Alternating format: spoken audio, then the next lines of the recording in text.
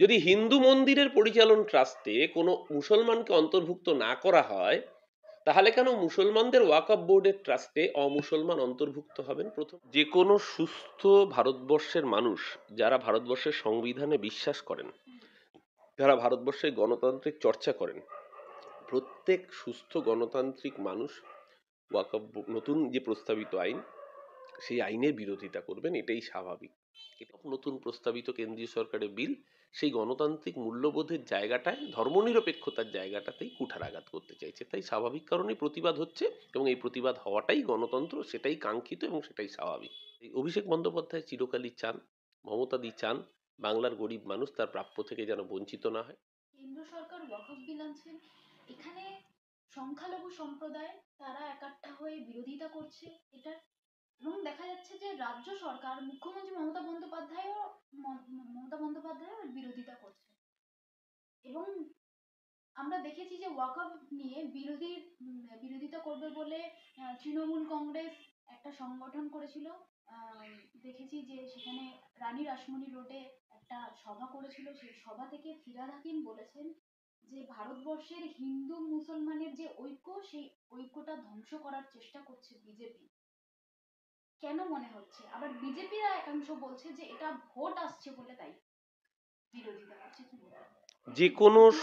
যে কোনো সুস্থ ভারতবর্ষের মানুষ যারা ভারতবর্ষের সংবিধানে বিশ্বাস করেন, যারা ভারতবর্ষের গণতান্ত্রিক চর্চা করেন, প্রত্যেক সুস্থ গণতান্ত্রিক মানুষ ওয়াকফ নতুন যে প্রস্তাবিত আইন, সেই আইনের বিরোধিতা করবেন, এটাই স্বাভাবিক, এটাই কাম্য।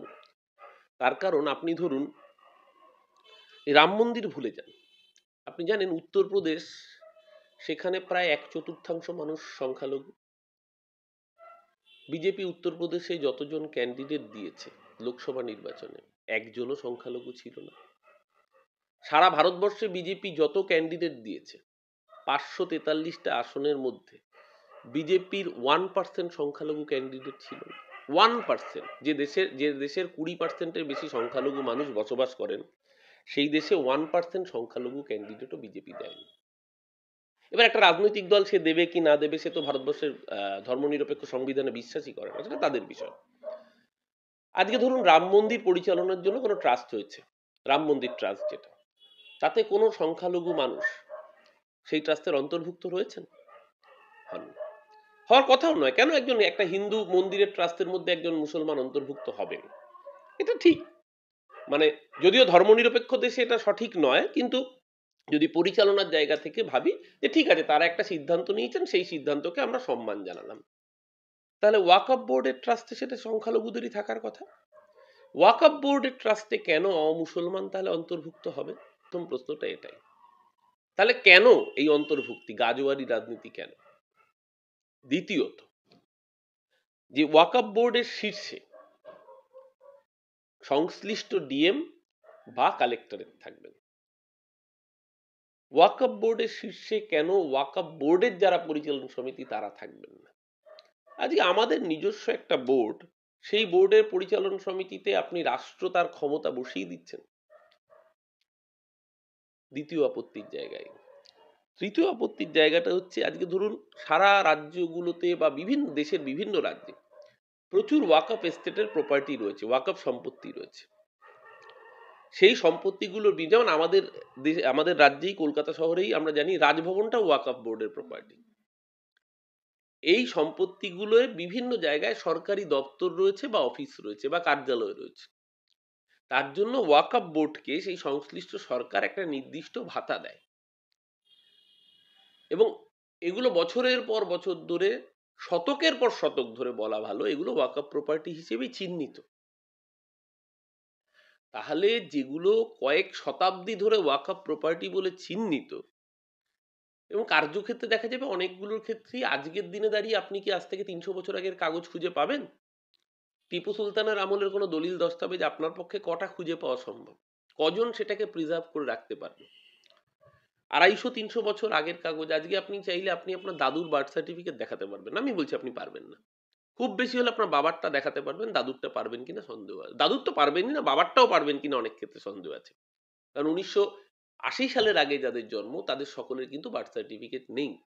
কারণ তখন অনেকের জন্ম বাড়িতে হতো, হাসপাতালেও হতো না। সেই জায়গায় দাঁড়িয়ে আজকের প্রজন্ম যখন তাদের উত্তরপুরুষের বার্থ সার্টিফিকেট দেখাতে পারে না, সেখানে মানে সেটা হয়তো মাত্র 40-50 বছর আগের ঘটনা। আপনি কি করে 200 বছর আগের টিপু সুলতানের বংশধরের কোনটা প্রপার্টি, বাহাদুর জাফর শাহের বংশের কোনটা প্রপার্টি, আপনি প্রমাণ করবেন কি করে প্রামাণ্য নথি দিয়ে? কিন্তু সকলেই জানেন শতাব্দীর পর শতাব্দী ধরে এই প্রপার্টিগুলো তারা মালিকানা রয়েছে এবং সেইভাবেই সরকারি খাতায় এন্ট্রি করা রয়েছে। এবার আজকে যদি নতুন করে অ্যাসেসমেন্ট হয় এবং সরকার যে প্রস্তাবিত, কেন্দ্রীয় সরকার যে প্রস্তাবিত বিল এনেছে, তাতে দেখা যাচ্ছে যে এই প্রপার্টিগুলো যদি কাগজ এস্টাবলিশ না করা যায়, মানে সরকারের নথিতে আপনার নাম রয়েছে কিন্তু তার প্রামাণ্য নথি, আপনি 300 বছর আগে নথি পাবেন কোত্থেকে? তাহলে তার বিনিময় যে ভাতা ওয়াকফ বোর্ড পায়, তাহলে সেই ভাতাটা পাবে না, অর্থাৎ ওয়াকফ বোর্ডটাই কার্যত ডিফাং হয়ে যাবে, অচল হয়ে যাবে। এবং এই ওয়াকফ বোর্ডের টাকায় কিন্তু মুসলমানদের অনেক শিক্ষা প্রতিষ্ঠান থেকে শুরু করে অনেক ধরনের চ্যারিটেবল কাজ, সেগুলো চলে ওয়াকফ বোর্ডের টাকায়। অর্থাৎ সামগ্রিকভাবে মুসলমান সমাজের মধ্যে যে অংশটা প্রগতিশীল কাজকর্ম করে, তাদের সেই কাজের জায়গাগুলোর মূলে কুঠারাঘাত মারা হবে।